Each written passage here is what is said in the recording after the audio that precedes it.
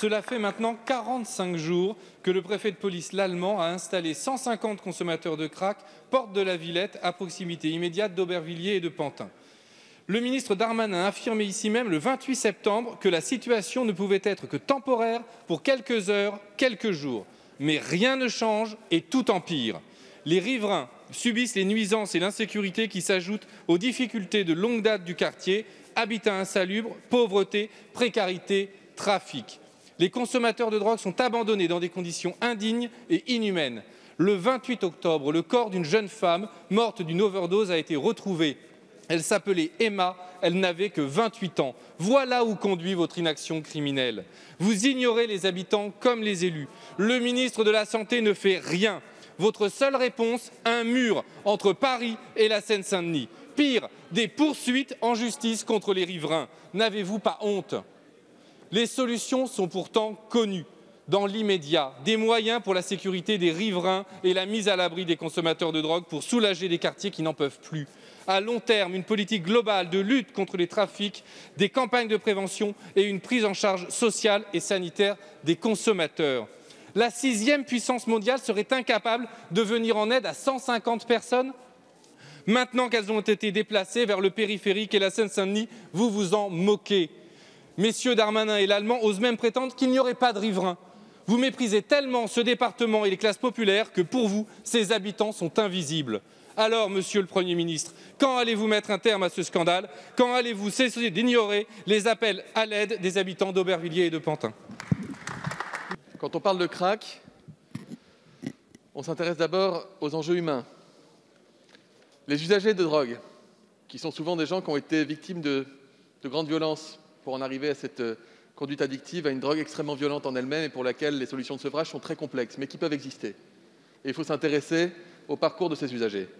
Les riverains, bien sûr, ils sont épuisés. Il faut les écouter, il faut entendre leur détresse et leur volonté que les choses changent, évidemment. Il y a également les forces de l'ordre qui luttent sans relâche contre un trafic. Et en matière de trafic de crack, c'est encore sans doute plus compliqué que dans les autres formes de trafic. Et puis les soignants et les travailleurs sociaux qui parfois s'épuisent sur le terrain en ayant l'impression que c'est un rocher de Sisyphe qu'ils portent tous les matins jusqu'au soir et qui s'effondre pendant la nuit. Monsieur le député, il y a une chose dont je suis sûr, c'est qu'il n'y a pas de solution miraculeuse en la matière, mais qu'il existe des solutions. Et il y a une autre chose dont je suis certain, connaissant de très près ce dossier parisien, c'est qu'en la matière, la démagogie pollue la bonne gestion des choses, et ce depuis le premier jour. La démagogie ne nous permet pas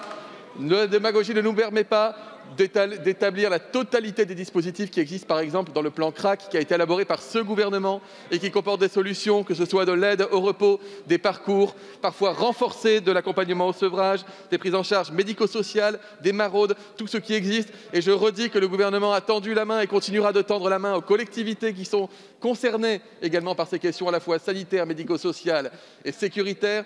Le ministre de l'Intérieur fait totalement son travail en permettant de sécuriser les lieux et de permettre aux riverains de retrouver de l'apaisement. Le ministère de la Santé est totalement prêt à se mettre autour de la table. D'ailleurs, nous le faisons et la main reste tendue pour que la mairie de Paris nous fasse des propositions que nous attendons avec des possibilités de financement de la part de l'État pour qu'enfin on sorte encore une fois de ce problème qui arrive à trouver des solutions dans d'autres collectivités que la ville de Paris. Il n'y a pas de raison qu'on n'y arrive pas à Paris, monsieur le député.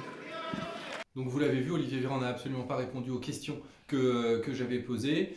Il évoque des dispositifs qui n'existent pas, que personne ne voit sur le terrain. Depuis 3 ans que le problème existe. La seule réponse que le gouvernement a apportée, c'est une réponse sécuritaire, absolument pas sanitaire et sociale. Et la réponse sécuritaire, c'est de déplacer d'un endroit à un autre ces consommateurs de crack et jusqu'à les amener aux portes de Pantin et d'Aubervilliers. Il est aujourd'hui impératif d'agir. Le gouvernement se dit prêt à agir. Le problème, c'est que les collectivités locales, les élus, moi-même personnellement, je les ai interpellés depuis maintenant plusieurs mois, aucune réponse. Donc un gouvernement qui se dit disponible mais qui ne répond absolument à aucun élu, à aucun collectif de citoyens, c'est qu'il y a un problème, c'est que le gouvernement ne veut pas agir, le gouvernement laisse le problème s'enquister.